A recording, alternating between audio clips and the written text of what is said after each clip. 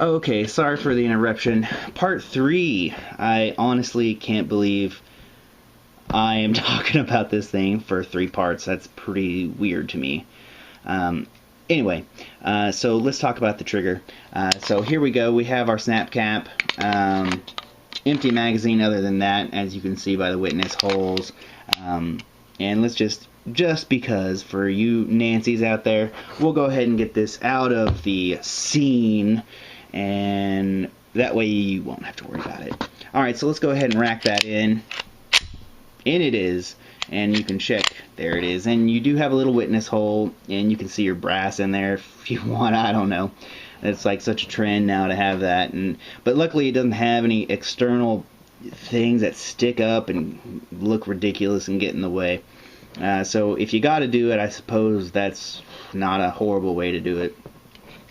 So, you know, there it is. Okay, so here we are talking about the trigger. And it is, let's see, from the factory, it is purported to be around 9 pounds, I believe. And when I first got this gun, yeah, I would say that the trigger pull was probably about 9 pounds. I'm not like an expert at judging trigger pull, okay, so, I mean, it's just a perceptive kind of thing. But I will say this much, one of the reasons why I decided to get this gun, one of the many, because, you know, it is a purchase for me that I had to save for quite some time, even though this is a well-priced gun, and we'll talk about that a little bit here in a bit. It's still a big purchase, and so I have to make sure that it's something I wanted, and the trigger being one of those things. I've shot a lot of Glocks, and I don't mind those triggers if they are good. I mean, yeah, they're all strike-fired triggers or whatever you want to say about them, but they're all different. And the Glock 19 that I had most of my experience with had a 3.5 pound trigger bar in it.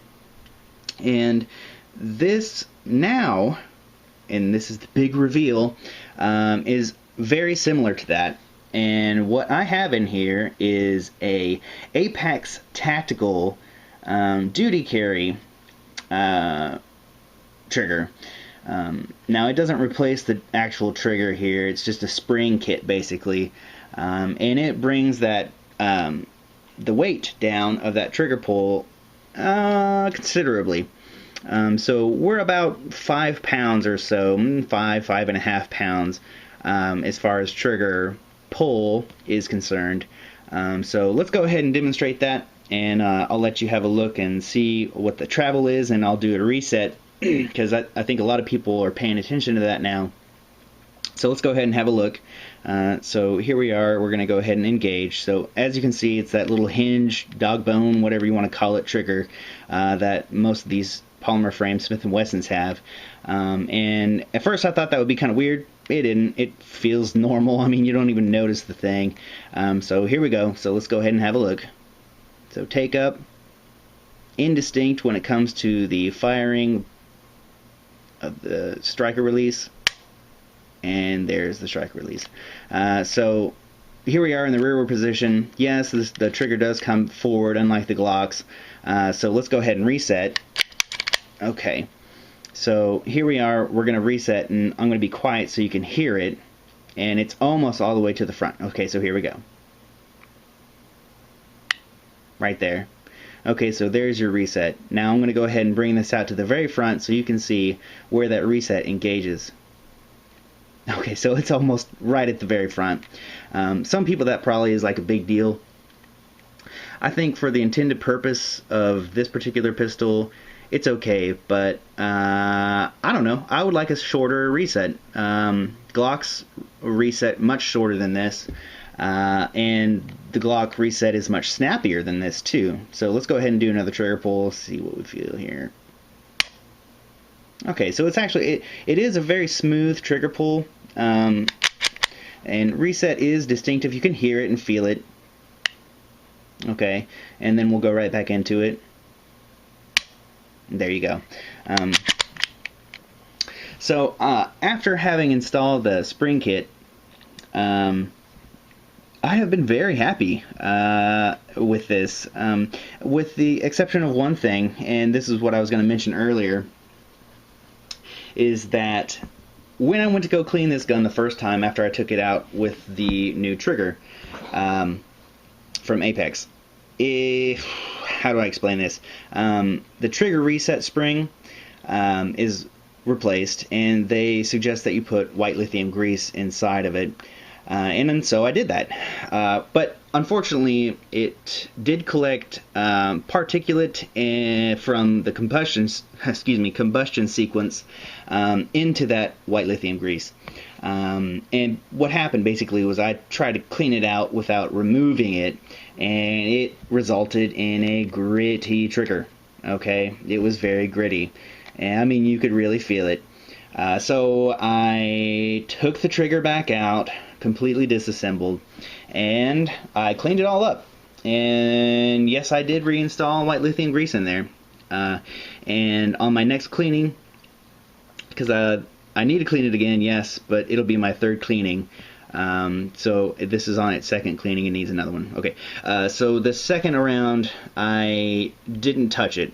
I just stayed away from that stupid little spring, and it was fine. It didn't, I haven't had any problems with it at all. And here we are, this is still on that same cleaning, and it is still nice. There's no weird, creepy business going on there. It's a smooth trigger pull.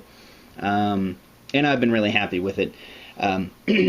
Apex Tactical, they're a cool company, man. They make this this one trigger kit for the M&Ps. It's called the Forward Set Sear, the FSS.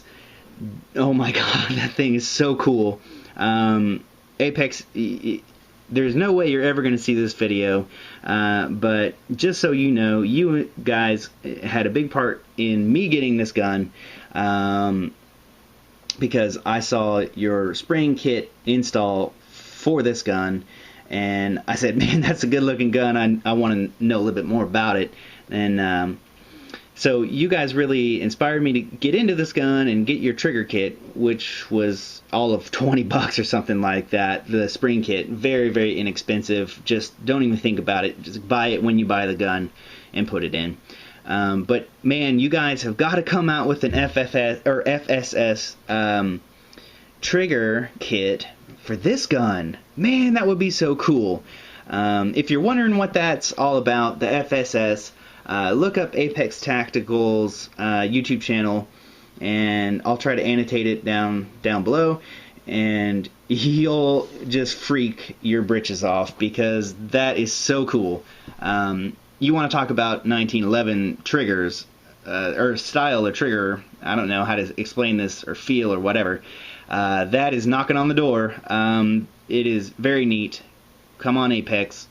Make us a trigger, an FSS trigger for this one. Okay, let's move on. I've probably definitely gone too long as far as the trigger is concerned. Okay, so where are we at? Let's talk about fit and finish. I do have a little note that some people might find an issue with. I guess I kind of do as well.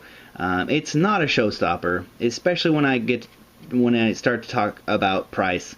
But here we are, we're running up to 9 minutes. I better go ahead and stop here, and we will pick up in part 4.